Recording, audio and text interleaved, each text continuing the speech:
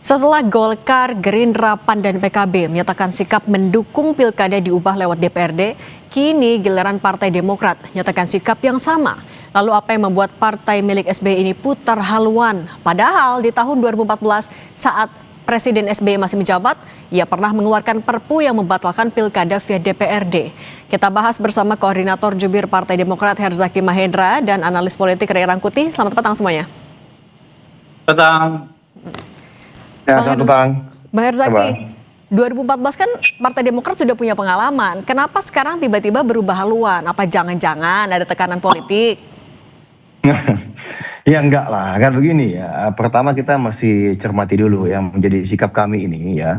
Sudah disampaikan juga oleh Pak Sekjen kami sebelumnya. Pertama ini Demokrat itu berada dalam satu barisan yang sama dengan Pak Presiden Prabowo Subianto dalam menyikapi sistem pemilihan kepala daerah gitu. Ya, ini kan berangkat dari Undang-Undang Dasar nih 45 yang memberikan kewenangan kepada negara untuk mengatur mekanisme ya kan pemilihan kepala daerah melalui undang-undang, karena itu mau pemilihan langsung maupun tidak langsung yang melalui DPRD merupakan pilihan yang sah nih dalam sistem demokrasi Indonesia gitu. Tapi yang paling penting ini pilkada ini kan menyangkut kepentingan rakyat luas ya. Karena itu ya pembahasan kebijakan ini harus dilakukan secara terbuka nantinya gitu.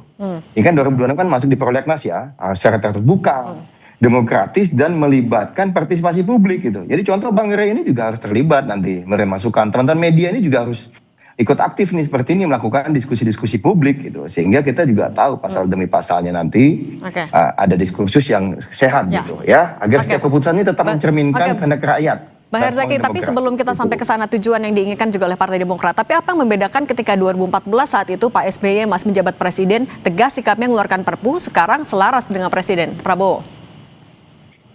Begini ya, kalau pada saat Partai Demokrat dulu mendukung pilkada langsung ya berdasarkan hampir semua lembaga survei, data itu sekitar 80% masyarakat mendukung pilkada, 85% waktu itu. Jadi ketika itu 85% itu masyarakat mendukung pilkada langsung. Karena itu Demokrat juga sangat responsif terhadap aspirasi ini gitu. Ya. Halo? Ya. Halo? Sinyal? Oke, kalau gitu Bang Herzaki kita perbaiki dulu komunikasinya. Sekarang saya ke Bung Ray dulu kalau gitu Bung Ray. Tapi kalau menurut Anda, analisis Anda ada apa di balik perubahan sikap Partai Demokrat? Ini saya ya? Iya Bung Ray silahkan. Oh itu kan udah disebutkan oleh pengantar oleh Sekjen. Karena ikut Pak Prabowo. Jadi alasan mereka untuk mengubah sikap politik untuk mendukung pilkada itu tadi karena mereka ikut ikut sikap politiknya Pak Prabowo, bukan sikap politiknya Demokrat gitu loh. Tapi itu menggambarkan situasi kebatinan di dalam kabinet juga kah sampai Demokrat harus pindah juga jadi selaras sama Pak Prabowo? Gimana? Ini menggambarkan suasana kebatinan di kabinet juga kah Demokrat jadi merasa harus ikut dengan keputusan Pak Prabowo? Ya saya kira karena ada sesuatu lah yang membuat Demokrat itu berubah haluan dengan drastis. Ini kan berubah haluannya itu bisa 100%. Karena sebelumnya itu kan justru Pak SBY yang mengeluarkan perpu untuk menyelamatkan pilkada tetap dilaksanakan secara langsung. Gitu. Loh, kok malah sekarang malah ikut dengan Pak Prabowo. Jadi argumen-argumen yang kita yang substantif lah macam-macam nggak kedengaran gitu. Itu artinya apa? Ya artinya ada mungkin tekanan dari pemerintah dan ada kecintaan terhadap kekuasaan dari Partai Demokrat gitu loh. Jadi kalau dihadapkan Anda ikut visi misimu atau Anda ikut Pak Prabowo, ya Demokrat milih ikut Prabowo ketimbang ikat visi misi mereka gitu loh. Nah ini saya tanya dulu ke Bang Herzaki. Tadi kan kalau kata Bung Ray ada sesuatu. Nah kalau selain mau tegak lurus ke Pak Prabowo, apa alasan lain pertimbangan dari Demokrat? Gini Mbak, ini mohon maaf, tadi sinyal saya hilang ya, sekarang ini sinyalnya bisa jelas ya? Sudah, mantap silakan. Oke, ya mohon maaf, jadi gini, situasi kan udah berbeda ini, ketika dulu kami mendukung pilkada langsung, jelas, berdasarkan hampir semua lembaga survei, itu sekitar 85% masyarakat itu mendukung pilkada langsung. Karena itu Demokrat responsif terhadap aspirasi ini. Lalu ketika 2014 pun, saat perpu dikeluarkan untuk mendukung pilkada langsung, ini eksis pilkada langsung itu relatif baik gitu, ya. Ya tentu tetap ada satu dua catatan itu. Nah, berbeda ketika ada pilkada 2015, 2020, lalu kemudian 2024 lalu itu menyisakan banyak masalah ini yang tentunya juga harus kita sikapi gitu. Kita sikapi ya dengan evaluasi dan juga harus kita perbaikan. Misalnya nih ada eskalasi money politik yang semakin tidak terkendali. Lalu ini ada Cakada berkualitas, berintegritas itu tersingkirkan oleh Cakada yang kalah oleh Cakada yang logistik tidak terbatas. Lalu ada keterbelahan di tengah masyarakat ya yang berdampak sangat negatif gitu pada aspek sistem sosial kemasyarakatan, terutama antara pendukung Cakada, kan begitu. Ya. Bang Herzaki, tapi kalau artinya Anda ya, mendasarkan... tadi kedengeran nggak, Pak? Oke, Bang Herzaki, kalau misalnya Demokrat mendasarkan keputusan tapi berdasarkan gini, suara konstituen... Tapi ini, ada data yang berbeda, ada data berbeda ketika hari ini, saat ini, justru sejumlah survei menyatakan pendukung pilkada langsung itu menurun drastis menjadi sekitar 70%-an gitu. Artinya juga ada pergeser aspirasi masyarakat. Nah, oke. Ya, dan pendukung pilkada langsung menjadi tidak langsung gitu loh. Nah, ini kan tentu ini harus didalami lagi untuk menjadi pertimbangan penting para pembentuk undang-undang pemilu. Ini kan masih berproses kita. Ini masih 2026. Kita masih berproses, ada 2026, 2027 sampai kita persiapan menuju ke nanti. Nah ini yang kita tentu bagaimanapun harus kita bahas bersama-sama untuk mencari format terbaik dari pilkada itu ke depan. Bang Herzaki, kalau misalnya sekarang keputusan Anda didasarkan pada suara publik yang menurut Anda bergeser, memilihnya pilkada tidak langsung. Artinya tapi kalau nanti berubah lagi, jadi mereka lebih setujunya sama pilkada langsung, Demokrat masih membuka ruang untuk berubah lagi haluannya? Ya, ini kan kita kan melihatnya seperti ini, Mbak, gitu ya. Ada ekses-ekses, ya kan? Jadi ketika dibeda, kok 2014 ini sekarang begini tadi, ada ekses-ekses yang kita cermati. 2015, 2020, dan juga 2024. Nah, ini kita mau nih, bagaimana cara ekses-ekses negatif ini bisa hilang gitu. Nah, salah satu opsi yang kita lihat, lalu pilkada melalui DPRD ini menjadi suatu opsi yang sah kita lihat. Ya, dan opsi yang masuk akal juga. Tapi lagi-lagi yang paling penting kan hari ini bagaimana kedaulatan rakyat tetap terjaga. Yang kedua bagaimana kontrol terhadap masyarakat, kontrol dari rakyat ini gitu ya, terhadap yang tokoh-tokoh yang terpilih ini kan yang menjadi penting itu. Dan juga bagaimana ekses negatif, dampak hiruk pikuk hari ini sehingga kami itu bersedia untuk membahas, mengevaluasi secara serius gitu dengan melibatkan seluruh pemangku kepentingan. Ya, untuk mencari format terbaik ini. Jadi kita pelajari nih, kita pelajari betul ya, baik langsung mau tidak langsung kita pelajari betul. Ini kan tanggung jawab dari partai politik. Kira-kira gitu.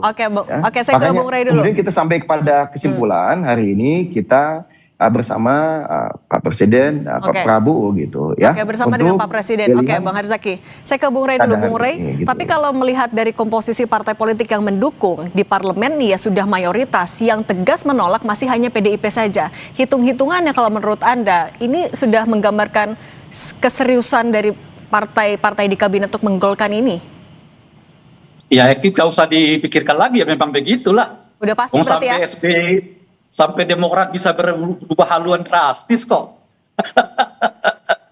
Itu satu. Tapi saya nggak tahu tadi data yang diungkapkan oleh Bung Zaki ya. Itu data dari mana gitu. Seingat saya Kompas merilis data per Oktober-November 2025 itu masih mengungkapkan soal persetujuan publik terhadap pilkada langsung itu mencapai 80%. Seingat saya ya. Dan hampir banyak lembaga survei itu relatif masih di angka 75-85% tingkat keinginan publik untuk tetap mendukung pilkada langsung ini gitu. Jadi data dari mana itu saya nggak tahu Bung Herzaki mendapatkannya gitu ya. Nah yang seterusnya adalah ini kan DPR kita ini seperti memancing-mancing terus ya kejengkelan publik terhadap mereka. Rasa-rasanya peristiwa Agustus itu belum sepenuhnya membuat mereka merenung tentang apa sih sebenarnya yang membuat masyarakat begitu jengkel sehingga hampir 8 ya kantor DPRD dan kantor pemerintahan itu dirusak oleh massa. Ini kan jadi aneh gitu. Tatkala anggota DPR dan DPRD-nya begitu teruk di mata masyarakat ya, yang tingkat kepercayaannya sangat rendah. Ya, selalu berkisar di antara nomor 10, 11 di antara sekian banyak lembaga negara yang dipercaya oleh publik, kok malah hak asasi yang paling fundamental dari rakyat, yaitu memilih sendiri kepala daerah mereka itu mau dialihkan ke DPR gitu loh, ke DPRD gitu. Ini logika berpikirnya bagaimana? Saya tanyakan dulu ke Bang Herzaki, Bung Rey. Nah, nah tadi bagaimana logika berpikir dari Partai Demokrat? Bagaimana mempertanggungjawabkan pilihannya ini kepada konstituen yang mungkin belum tentu setuju dengan pilihan pilkada tidak langsung? Ya, begini Mbak, kita memandang pemilihan pilkada oleh DPRD ini tentu sebagai opsi yang patut dipertimbangkan serius ini. Karena apa? Ini memperkuat efektivitas pemerintahan daerah juga, meningkatkan kualitas kepemimpinan juga gitu, sama stabilitas politik dan juga persatuan nasional. Pertanyaan besarnya begini aja, kita dengan, mohon maaf nih, pilkada langsung misalnya gitu, tahu-tahu kepala daerah yang pernah tersangkut korupsi masih bisa dipilih lagi, contoh, ya kan? Lalu misalnya kemarin kejadian di daerah-daerah tertentu, ada kepala-kepala daerah yang tidak perform dengan baik, membuat kemarahan publik segala apa, sampai hari ini tetap bisa duduk lagi gitu. Jadi sebenarnya ini kan juga menjadi pertanyaan besar, bagaimana nih mekanisme kontrolnya agar kepala daerah yang misalnya tidak perform, kepala daerah yang mengkhianati kepercayaan publik, ini kemudian misalnya kita bisa mengontrolnya dengan baik, kan begitu. Nah inilah yang kita melihat, apakah misalnya kontrol itu kita kembalikan tadi mekanisme, apakah memang mau DPRD ini, apakah memang tadi yang terpilih lagi, mohon maaf nih Mbak, ini banyak, ini contoh kasus, banyak calon-calon kepala daerah yang kuat, aktivis, mohon maaf ya Mbak ya, ada aktivis, ada akademisi yang udah secara berpolitik teruji secara organisasi, tetapi kemudian itu kalah Mbak oleh politik uang. Ini ada kadar soal politik uang itu juga yang memang jadi sorotannya. Kalau gitu tadi Bung Rey, Anda tadi juga sempat ketawa-ketawa. Bagian mana yang menurut Anda mau kritisi? Mengkritisi yang mana ini? Bung Rey, bagaimana dengan Anda melihat ya Partai Demokrat kemudian berubah sikap, kemudian dengan jumlah mayoritas di parlemen juga sudah hampir fix, publik masih bisa apa? Ya bisa berteriak untuk mengatakan bahwa kami nggak setuju, dan itu sebetulnya nggak perlu diungkapkan kan. Seperti yang saya sebutkan tadi itu, sampai November 2025 secara konsisten masyarakat tuh menolak kembali ke pilkada tak langsung. Ini tergantung pada partainya masih terus-menerus mau mengundang kejengkelan publik apa enggak, mau terus-menerus membuat peristiwa seperti Agustus apa enggak gitu. Korbannya lagi-lagi rakyat juga. Nah, yang paling aneh itu menurut saya adalah di mana tingkat kepercayaan masyarakat terhadap anggota DPR dan DPRD begitu rendah, loh kok malah hak yang paling esensial dari warga negara itu mau diambil lagi oleh partai politik. Lalu di mana lagi peran partai masyarakatnya gitu. Nah, sekarang pertanyaannya begini. Kan dipilih langsung dan tidak langsung itu kan sama saja. Ya beda. Baik itu dipilih itu sederhana aja langsungnya itu juga sebenarnya tidak bisa disamakan. Bung Rey. Nggak bisa. Baik. Sederhana gini loh. Baik, kalau kita mau mencari pasangan hidup, lebih baik dipilih sendiri oleh kita atau dipilihkan orang lain. Baik Bung Rey. Bung Rey Rangkuti, pengamat politik, dan Bang Herzaki Mahendra, koordinator Jubir Demokrat. Terima kasih. Kami masih tunggu bagaimana bergulirnya usulan ini di DPR juga. Terima kasih semuanya, sehat selalu. Terima kasih.